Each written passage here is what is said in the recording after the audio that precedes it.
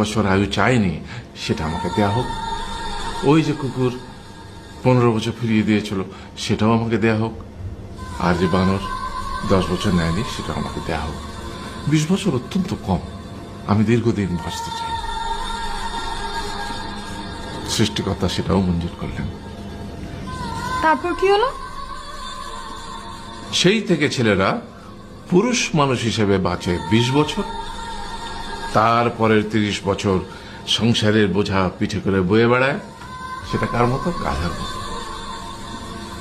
তারপরের 15 বছর সে তার ছেলে মেয়েরা যা দেয় সেই রকম ঠিক কুকুরের মতো উচ্ছিষ্ট খেয়ে বাঁচে।